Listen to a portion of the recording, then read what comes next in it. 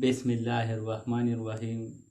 تمام خوږو مشرانو کشرانو وروڼو خویندو مسلمانانو، تاسو ته د داسې غونډه کې یو څو خبرونه یو څو شعرونه ته کوم، تاسو ورته ډېره مزه واخلئ. صحیح ده که نه؟ نور تاسو په خپله مخکې پوهیږئ. نن د سبزۍ په منډۍ کې یو ناڅاپي دماکه وشوه چې په هغې کې 80 کریټه ټماټر چاخړېدلي دي. د 14 ګډوانو حالات نازک دی. د ملکړ نه خربوزي او بېرنګه چیټۍ جاري کړې ده چې په ملک کې دا دماکې ختمې نه کړل شي، نو موږ به په پټو کې ځانونه څښاکو، منډۍ ته به در نه شو.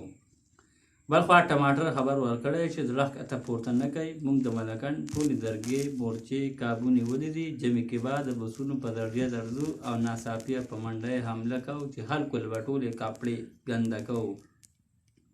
دا خبره پرون ټماټر کوې سره کوله.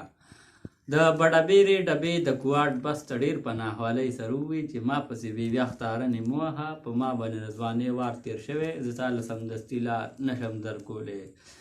د کاټلنګ په پل باندې یو ډاکن ډېر په تېزۍ سره راغی چې 14 کسان یې نیر ته وغورځول. داسې د مردان په اډه کې یو ویګن د ډېرې ګرمۍ نه په ژړا شو، په سپېږمو او تور موبلین تل کړ چې د مصریانو ورته خیال شو، نو اوښکې وله وچېږدي او تسلي ورکړه چې په تا باندې به په ګرمۍ کې دومره سپېډه نه وهو. د ګوپیانو مشر ګوپي ګل دا خبره اخباروالو ته په ګوته کړه چې دا صرف د ټماټر نه بلکې د نورو سبزۍ هم دوره کېدو یو لوی سازش دی. په دغه وخت کې د ګوپي سر د پاڼو نه راووت او په منځ باندې وچاودو. د ریل ګاډي په حادثه کې د ماش یو وزر راوالوته چې په دې کې د ریل ګاډي 14 ډبې ټوکلې شوي دي او 14 مسافر لاپته دي. بیګا مازدیګر د دغه ماشي په ریډنګ هسپتال کې پته ولګېده. د ډاکټرانو د خولې وینا ده چې دې ماشي ته به 14 پونډه وینه هجولی شي. د چاینا مشر شینګ وینګ پاکستان ته د 3 ورځو په دوره را روان دی چې دا زمیندار له د ټینډو یو نوی توهم ورکړي چې دا توهم به زمیندار له په هفته کې 15 منه ټینډه ورکوي.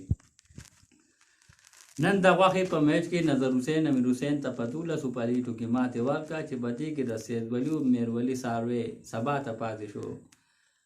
د موسم په هکله وینا شوې ده چې را روانې 40 غنټو کې به د کمالي بایدو امکاني د کمالي بایدو یعنی درجه حرارت 48% کیلوګرام ته رسېدلی دی.